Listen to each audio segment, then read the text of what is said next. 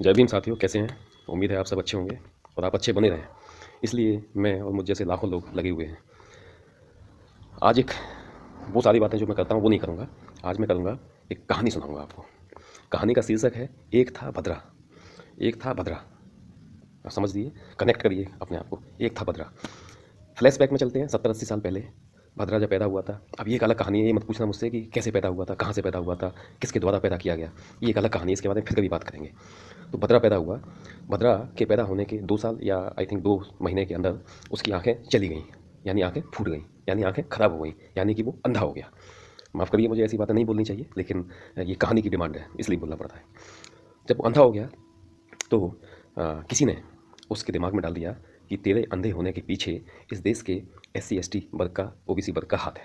और सबसे ज़्यादा जो नुकसान है, सबसे ज़्यादा जिसकी वजह से तेरी आंखें फूटी हैं, वो इस देश के भंगी और चमार जाति के लोग हैं। भद्रा के दिमाग में ये बात घुस गई कि उन्होंने मेरा आंखें फोड़ी हैं। और धीरे धीरे वो इसी विश्वास के साथ बड़ा होता जाता गया। समय के साथ साथ उसका ये विश्वास बहुत प्रबल हो गया, बहुत मजबूत हो गया। आगे चल के भद्रा क्योंकि पढ़ना आता नहीं था, कुछ और जानता नहीं था, तो धीरे धीरे ऐसे ही घूमता था, साधु बन गया। अब चूँकि आप जानते हैं, भारत के लोग साधु महात्माओं का बहुत सम्मान करते हैं। खासकर SC ST OBC के लोग बहुत सम्मान करते हैं।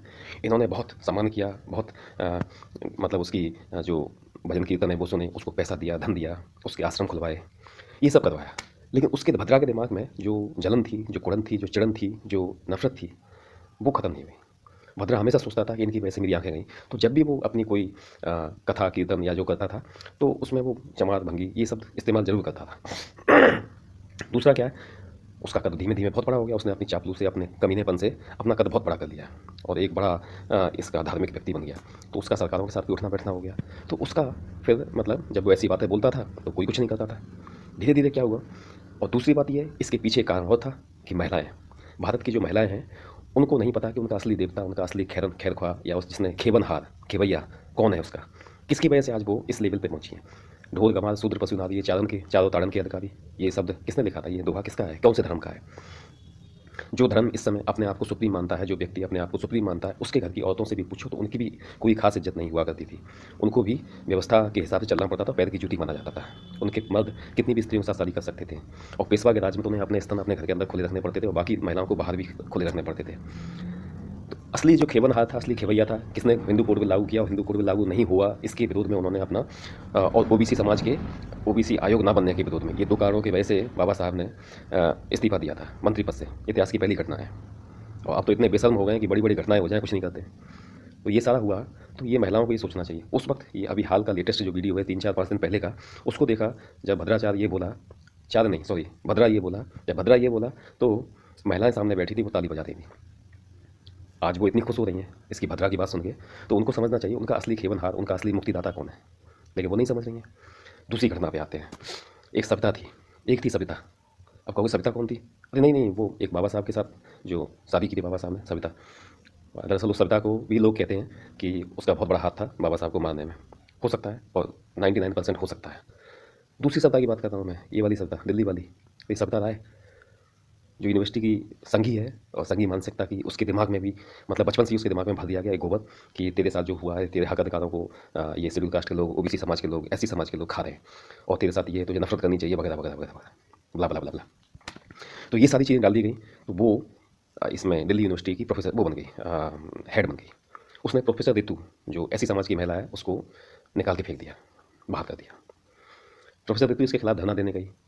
धरना 135-36 दिन के बाद में धरना जबरदस्ती समाप्त करवा दिया, जैसा कि दिल्ली पुलिस करती है, जैसा कि ये जो सरकार है वो करती आई है। पहलवानों को हटाया, यहाँ वहाँ सबके साथ ऐसा करते हैं। तो इन्होंने उसको भी हटाया।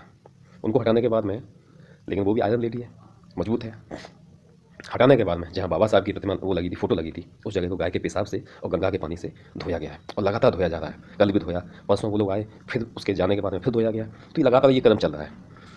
एक कहानी पे और आते हैं। कुछ साल पहले, 7-8 साल पहले, अखिलेश यादव चीफ मिनिस्टर हुआ करते थे। जब वो गए तो अखिलेश यादव के बाद में इस एक विशेष पार्टी का विशेष व्यक्ति, जो धार्मिक रूप से भी विशेष था, वो आया। आने से पहले उस गाय के पेशाब और मतलब गंगा के पानी से उस मकान को धोया गया पूरी तरह से। और उस व्यक्ति पे, पूर्व मुख्यमंत्री जो जिसके पास सब कुछ है, उसको टोंटी चोर बता दिया गया, टोंटी चुरा के ले गया। मतलब वो टोंटी क्या सोने की थी या कई कई करोड़ रुपए की टोंटी थी, वो चुरा के ले गया। तो ये चीज़ें हमें समझनी चाहिए। लेकिन असल बात क्या है, हम, भद्रा तो आंखों का अंधा है सच्ची में, लेकिन हम आंखें होते हुए अंधे हैं। हमारी समझ में नहीं आता। हम खुद इनको पोषित करने में लगे हैं। हमारे शरीर में कोई घाव हो जाए तो हम एंटीसेप्टिक क्रीम लगाते हैं, धोते हैं, लोशन लगाते हैं, पट्टी बांधते हैं, और ज़्यादा फट जाए तो मतलब उसको टाँके लगवाते हैं। लेकिन हम, ये घाव इतना बड़ा हो चुका है कि हम अब टाँके लगाने से भी काम नहीं बनेगा, अब वो अंग ही काटना पड़ेगा, ये हो चुका है। लेकिन हम अभी तक नहीं जाग पा रहे हैं। हमारे हक अधिकारों को खाया जा रहा है, लेकिन हम नहीं जाग रहे हैं। हमें मंदिर चाहिए, मंदिर मिल गया। हमें रोजगार नहीं चाहिए। कई कई गधों की फ़ोटो देखता हूँ, वीडियो देखता हूँ कि पेट्रोल 500 रुपया लीटर हो जाए, 1500 रुपया लीटर हो जाए, हम नहीं, वोट नहीं देंगे। ये सारे कौन हैं? ये सारे पिछड़े समाज के लोग हैं, हमारे समाज के लोग हैं। तो सबसे पहली बात है, हमें अपने अंदर की गंदगी, जो हमारे समाज के जो लोग हैं, बहुजन समाज के SC ST OBC माइनॉरिटी के लोग जो हैं, उनको देखना पड़ेगा कि उनके अंदर कितनी गंदगी भरी। पहले अंदर की गंदगी साफ़ करो। हमारी बॉडी तब क्लीन होती है जब हमारा पेट साफ़ होता है। हमारे पेट में अगर गंदगी भरी है तो हमें कब्ज की, इसकी उसकी दवाइयाँ लेनी पड़ती है। जब पेट साफ़ हो जाता है तो हमारी बॉडी क्लीन हो जाती है। ऐसे ये नासूद है, हमें अपने अंदर के नासूद हैं, दलाल हैं, भाड़ हैं, इनको खोजना पड़ेगा और इनकी समाप्ति करनी पड़ेगी। इनका दिमाग चाहे ब्रेन वॉश करो, चाहे कुछ भी करो इनका, लेकिन इनका खात्मा करना पड़ेगा। इनको हटाओगे, इनकी बातें नहीं मानोगे, इनसे अलग हटोगे, तब आपके अंदर एक सही सोच डेवलप होगी। कैंसर क्या होता है? कैंसर एक छोटी मोटी कोई बीमारी से होती है, उसके बाद धीमे धीमे बढ़ती जाती बढ़ती जाती है, और धीरे धीरे वो इस कदर बड़ी हो जाती है कि उसका इलाज मेडिकल साइंस के पास भी नहीं है। तो दैट इज़ कॉल्ड कैंसर, उसको कैंसर कहा जाता है। इसी तरह से समाज में आज ये कैंसर रूपी ये लोग, भद्रा जैसे लोग हैं, ये घूम रहे हैं, जो मतलब जिनका उद्देश्य यही है, और सत्ता उनको पाल रहा है, वो फल फूल रहे हैं सत्ता के उसमें, छत्र छाया में। मान्यवर काशीराम जी ने क्यों कहा था कि सत्ता ही सारी समस्याओं की चाबी है? हम क्या करते हैं? हम उनके पीछे भागने लगते हैं। उन्होंने कहा हम मंदिर वहीं बनाएंगे, ठीक है साहब बना लो, हम भी आएंगे, हम भी आ रहे हैं। आजकल आ रहे हैं ना लोग, आपके घरों में, गली मोहल्ले में लोग आ रहे हैं, और वो एक कुछ चंदा लेते हैं आपसे, और आपको तरह तरह के वचन सुनाते हैं, झंडे दे देते हैं, कुछ वहाँ का पता नहीं किस कौन से नाले से भर के लाते हैं पानी की, ये वहाँ का पानी है और इसको लो, छिड़को, ये करो, वो करो। तो तरह तरह के पाखंड फैला रहे हैं। मैं चाइना की बात कर रहा हूँ, उसके अलावा वहाँ का फ़ोटो दे देते हैं। आप बड़े खुश हो रहे हैं, जा रहे हैं साहब, हाँ बढ़िया है। नए लड़कों से ये पूछना चाहता हूँ, खासकर महिलाओं से पूछना चाहता हूँ, महिलाओं के लिए परम पूज्य बाबा साहब ने और महात्मा ज्योतिराव फुले ने काम किया। उन्होंने काम किया कि इनका दिमाग शुद्ध हो, क्योंकि इनका दिमाग अगर शुद्ध नहीं होगा, ये उसी पाखंड में फंसे रहेंगे, तो इनकी जो आगे वाली औलादें जो हैं, बच्चे हैं, वो भी उसी तरह से रहेंगे। लेकिन अनफॉर्चुनेटली हम कर नहीं पाए ऐसा। हमने बाबा साहब को, अपने महापुरुषों को पढ़ा नहीं, समझा नहीं, और एक विशेष प्रकार की चीज़ों को पढ़ने लगे। आज हालत ये हो चुकी है कि आपके हक अधिकारों पर डाका डाला जा रहा है, आपको मारा जा रहा है, आपको नौकरियों से निकाला जा रहा है, आप बेरोजगारी बढ़ रही है समाज में, लेकिन हमें उससे कोई मतलब नहीं है। हम कहते हैं हाँ साहब हम बड़े खुश हैं, मंदिर वहीं बनाएंगे। लोगों ने रिंग ट्यून लगा ली है, फलाने फलाने देवता की, फलाने फलाने उसकी। चाइना में 600 किलोमीटर की रफ्तार से ट्रेनें चलती हैं। हमारे यहाँ एक वंदे भारत 180 किलोमीटर की रफ्तार से चल गई, वो भी हमेशा नहीं चल पाती है, उसमें हम बड़े खुश हो रहे हैं। और इसके अलावा चाइना में सड़कों पर ट्रेन चलने लगी है। हम कहाँ हैं? हम मंदिर बना के खुश हो रहे हैं। मंदिर बन गया साहब, बहुत बढ़िया हुआ। क्या यही विकास है? विकास क्या होता है? दुनिया के दूसरे देशों में जाके देखो आप, क्या विकास होता है, दैट क्या कहते हैं, व्हाट इज़ डेवलपमेंट, क्या होता है डेवलपमेंट? यहाँ की जो खुदी मीडिया, जो दलाल और भाड़ मीडिया जो आपको दिखाना चाहती है, आप वो देखते हैं, आप उसके चक्कर में फंसे हुए हैं और आप उससे बाहर निकल नहीं पा रहे। अगर आप एकजुट होते, आप सारे एकजुट होते, तो भद्रा जैसे लोग अव्वल तो पैदा ही नहीं होते, और पैदा होते तो उनकी भौंकने की बिल्कुल भी इच्छा नहीं कर पाती, वो भौंक ही नहीं पाते। 1952-53 में जब यूपी का एक मुख्यमंत्री था, ब्राह्मण था, उसका नाम याद नहीं आ रहा है, उस वक्त बाबा साहब यहाँ आए थे, यूपी में आए थे, तो एक भाषण दिया था उन्होंने। तो उन्होंने कहा था कि अगर आप एकजुट हो जाओ, पढ़ लिख जाओ, तो ऐसे इस मुख्यमंत्री जैसे लोग आपके जूते के फीते बांधने में गर्व महसूस करेंगे। लेकिन हम उस बात को नहीं समझ पाए, हम उस बात को नहीं जान पाए, हमने जानने की कोशिश ही नहीं की। हमने उनको मर्म की, वो क्या बोलते हैं, हमें रामचरितमानस पूरी याद है, हमें रामायण महाभारत याद है, हमें गीता याद होगी, लेकिन हमारे समाज के महापुरुष क्या कह गए हैं, हमें संविधान के बारे में क्या पता है, हमें वो नहीं पता। हमने बाबा साहेब को नहीं पढ़ा, हमने इनको पढ़ा ही नहीं, समझा ही नहीं।